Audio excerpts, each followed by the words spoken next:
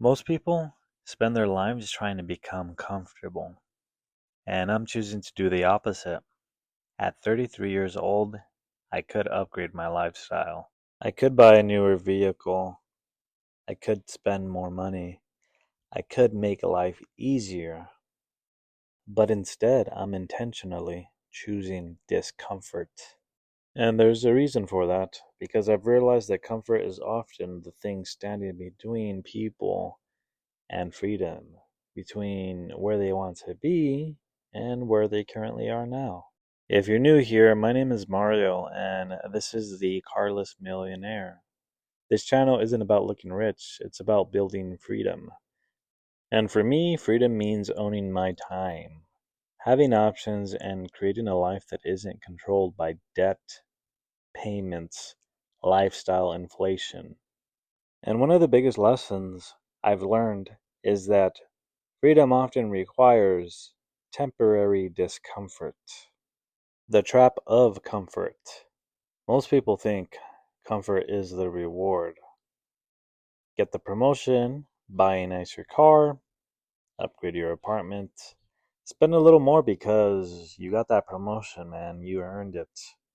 The problem is that every new comfort upgrade usually comes with a new monthly obligation, a new monthly bill or payment.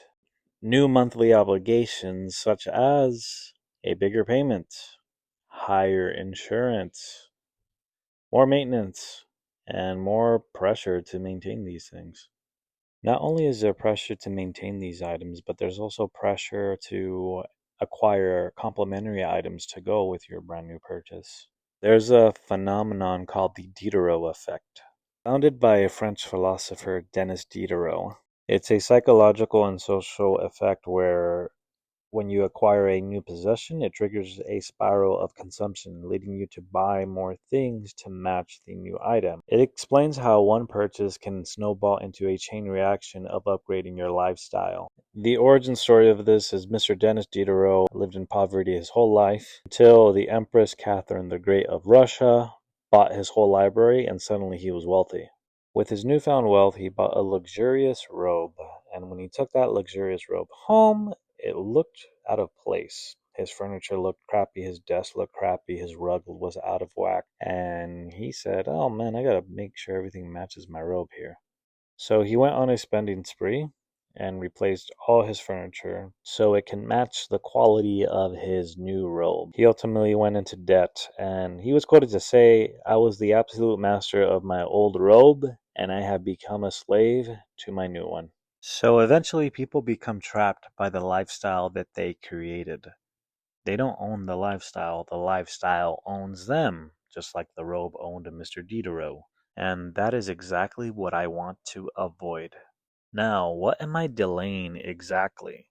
When I say I'm delaying comfort, I'm not saying that I never enjoy life, but I'm saying I'm delaying certain luxuries. I'm delaying lifestyle upgrades. I'm delaying the beautiful coat. I'm delaying unnecessary spending. I'm delaying instant gratification. Not because I can't afford these things, but because every dollar I redirect today buys my freedom tomorrow. Every share that I purchase, whether it's Vanguard S&P 500, Microsoft, Tesla, Nvidia, Costco, whatever the case may be, every share that I purchase buys my freedom tomorrow. Every sacrifice I make, every year of patience, those things compound. Most people, they want the reward first, and I'm willing to wait for the reward. I wouldn't say that the real goal is about money, although it is. It's more about the freedom that that money grants. It's about the options. It's about the freedom. It's about waking up without financial stress. It's about living wherever you want to live and traveling wherever you want to travel. I would want to work on the things that I'm passionate about whenever I want to. I don't want to be held to a schedule that someone else determines. I don't want to be told where I have to live because your physical 9 to 5 is located in this location and you have to physically make it here. I don't have any kids yet, but when I do, I want the option to be able to take them to and from school every single day and not have that be determined by my work schedule. I would also like the option to live internationally. And those are the options that I want, and that's what I'm buying. When I refuse to buy certain things and I put money towards my future, I'm buying these options. I'm buying my future freedom. Every dollar that doesn't get invested towards comfort today gets invested towards freedom tomorrow. And this is a choice that I'm consciously making every single day. And it's a trade off that I'm willing to make every single day. And ultimately, it's up to each individual what they want. You have to decide what you want. Do you want a luxury image, a luxury car, a luxury apartment, and just a luxury lifestyle, or do you want freedom?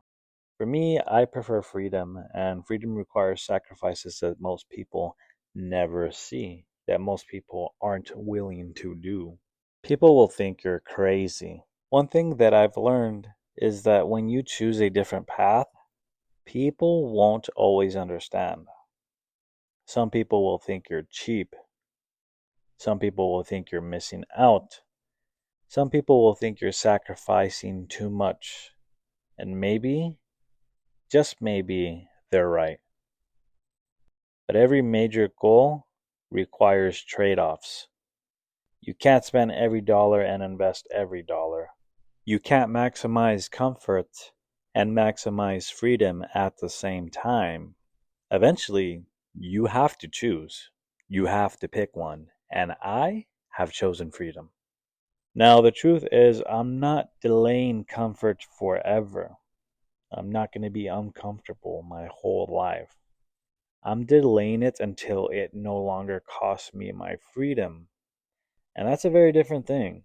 I'd even go as far as saying that I'm storing my comfort, I'm investing my comfort, I am depositing it so I can enjoy my comfort later. So I'm having my comfort. I am. I'm just storing it and I'm investing it and I'm multiplying it.